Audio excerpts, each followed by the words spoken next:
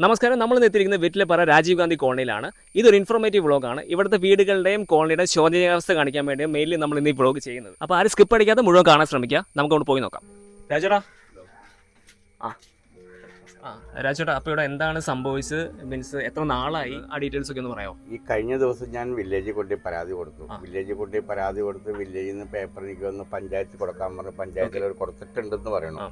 ഞാൻ ഇന്ന് ഞായറാഴ്ച രാവിലെ പ്രസിഡന്റിനെ പോയി കണ്ട് പ്രസിഡന്റ് പരിഗണിക്കാം എന്ന് പറഞ്ഞിട്ട് ഇതുവരെ ഒരു പരിഗണന വന്നിട്ടുള്ള ഈ വീട് ഇങ്ങനെ എത്ര നാളുകളായി, 4-5 മാസത്തോളം ഇങ്ങനെ ആയിട്ട് ഇതുവരെ ഒരു തീരുമാനം ഒന്നും. ഒരു 3 മാസത്തോളം ആയിട്ട് വീണ്ടും അവസ്ഥ തന്നെയാണ്. രാത്രി 12 മണിക്ക് കഴിഞ്ഞ ഒരു 3-4 ദിവസം കഴിഞ്ഞ ആഴ്ച ഒരു 2 മണി രാത്രി ആയപ്പോഴാണ് ഇത് വീട് ഇടിഞ്ഞു.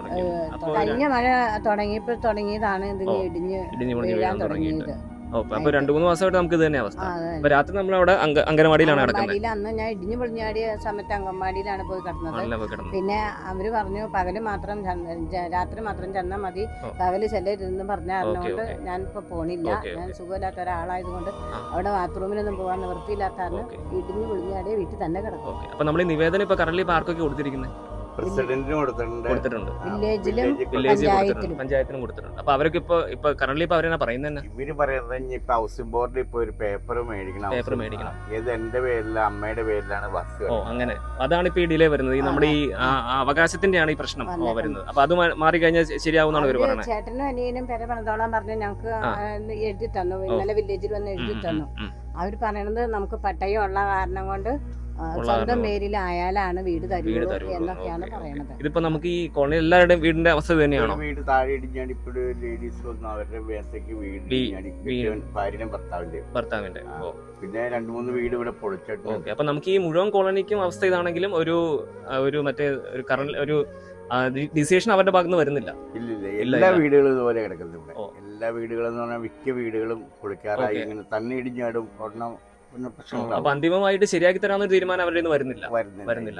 അതാണ് ഇപ്പൊ അംഗൻവാടി പോയി ലേഡീസിനോട് താമസിക്കാൻ പറഞ്ഞ അവര് അതിന്റെ ഭർത്താവാണ്. അപ്പോൾ അവര് അംഗൻവാടി പോയി താമസിക്കുന്നുണ്ട്. ഇത്രയും വേഗം ആരെങ്കിലും പണിത് സഹായിച്ചു നമ്മൾ തരിക, ഒന്നല്ലെങ്കിൽ നമ്മുടെ സർക്കാരിൽ നിന്ന് കിട്ടാനുള്ള ആനുകൂല്യം സ്പീഡാക്കി തരിക. ഇതുള്ളൂ ഞങ്ങളുടെ കാര്യം. കിടക്കാൻ ഞങ്ങൾക്ക് ഒരു സ്ഥല സൗകര്യങ്ങളൊന്നും ഇല്ല. ഒരു 3 മാസമായിട്ട് നമ്മൾ കേട്ടത് ഇതൊക്കെയാണ് ഇവിടുത്തെ അവസ്ഥ. ചേട്ടന് ചേച്ചിക്ക് പറയാനുള്ളത് എന്താണെന്ന് വെച്ചാൽ മാക്സിമം സർക്കാരിൽ നിന്ന് കിട്ടാനുള്ള ആ പ്രൊസീജിയേഴ്സ് വേഗം സ്പീഡപ്പാക്കി തരിക. ആൻഡ് ആരുടെയെങ്കിലും സഹായം കിട്ടുവാണെങ്കിൽ അതും വളരെ ഹെൽപ്ഫുൾ ആയിരിക്കും. ആൻഡ് ഈ വീഡിയോ എല്ലാവരും എത്തുന്നവരെ മാക്സിമം ഷെയർ ചെയ്യുക. ഷെയറിങ്ങിലൂടെ മാത്രം ഇതിനൊരു പരിഹാരം എത്തിക്കാൻ നമുക്ക് പറ്റുള്ളൂ. ആൻഡ് പറഞ്ഞ പോലെ ഇത് ഇവരുടെ മാത്രമല്ല, ഈ കോളനിയുടെ മൊത്തം പ്രശ്നമാണ്. സോ മാക്സിമം ഷെയറുകൾ പോയി നമുക്ക് ഇവർക്കുള്ള സഹായം എത്തിക്കാൻ പറ്റുമെന്ന് പ്രതീക്ഷിക്കാം.